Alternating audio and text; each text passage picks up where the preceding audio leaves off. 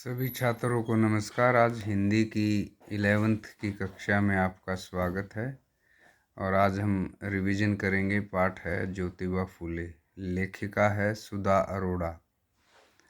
ये एक समाज सुधारक व्यक्ति हुए हैं जिनका नाम ज्योतिबा फूले है। इन्होंने बड़ा संघर्ष किया समाज के लिए, समाज के विकास के लिए, शिक्षा के लिए, खासकर नारी की शिक्षा के लिए इन्होंने बहुत ही ज़्यादा काम किया।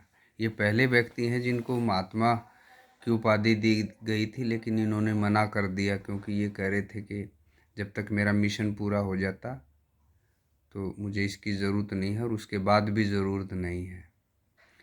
ज्योतिबा फूले। और ये पाठ की मूल संवेदना इस प्रकार है। ज्योतिबा फूले और सावित्री बाई जो उनकी पत्नी थी, इनके प्रेरक जीवन के चरित्र को दर्शाने के लिए ये सुधा अरोड़ा ने ये लिखा है। शिक्षा पर सभी जाति वर्ग वर्ण का समान अधिकार हो, ये एक संदेश दिया गया है। ज्योतिबा फूले की सामाजिक विषमताओं, रूढ़ियों और विरोध समाज के निचले वर्ग के अधिकारों के लिए लड़ाई को दर्शाता है। ये पाठ किस प्रकार उन्होंने अपने लिए न जीकर समाज के लिए जीवन को समर्पित कर दिया। इस पाठ में यह दर्शाना है कि ब्राह्मणवादी पूंजीवादी जो व्यवस्था है, जिसका शिक्षा पर अधिकार था, ज्योतिबा फूले ने सरंग से उस संघर्ष करके उसको नकारा और इसमें निम्न वर्ग को भी शामिल किया। हमेशा ही ये शोषित वर्ग के लिए काम करते रहे। ज्योतिबा फूले का समाज में स्त्री को पुरुष के बराबर दर्जा देने और ख़ासकर शिक्षा का अधिकार देने में बड़ा योगदान। उन्होंने इसके लिए बड़ा संघर्ष किया, लोगों के तिरस्कार को सहा, चोटें भी आई, लोगों ने नुकसान पहुंचाया, पत्थर भी मारे, लेकिन ये अपने लक्ष्य से टले नहीं हैं। पाठ के स्मरणीय बिंदु इस प्रकार हैं।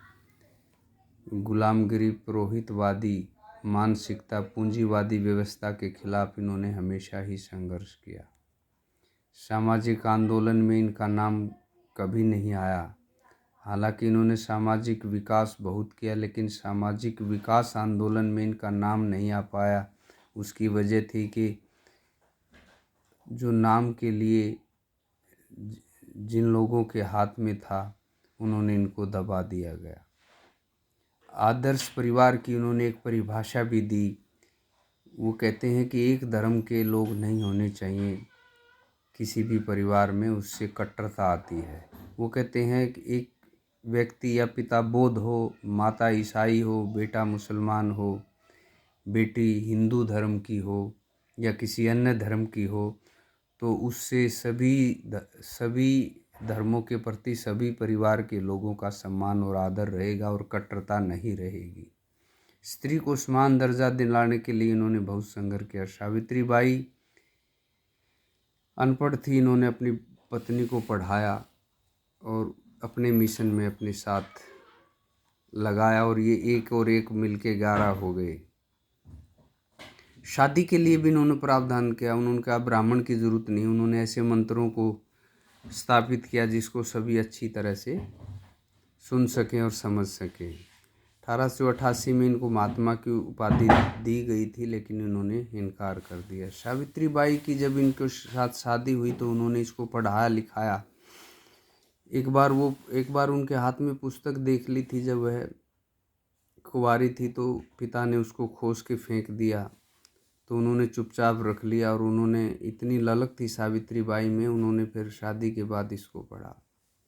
14 जनवरी 1848 में सावित्री बाई और ज्योतिबा फूले ने हमारे देश में, भारत में पहली पाठशाला जो लड़कियों के लिए थी उसकी स्थापित की। ये बहुत बड़ी बात है। 1848 में 14 जनवरी को।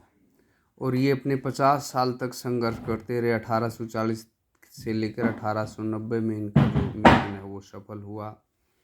इनको अपने मानसिक संतुष्टि मिली, लेकिन उसके लिए झोपड़ियों में, जंगल में जाके किसानों, दलित परिवारों, शोषित वर्ग के जो लोग थे उनको समझाया, पढ़ाया, विरोध भी झेला।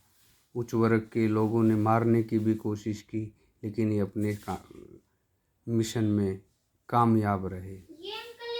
ये थे ज्योतिजा फुले, हाँ, जो समाज सुधारक थे। Thank you.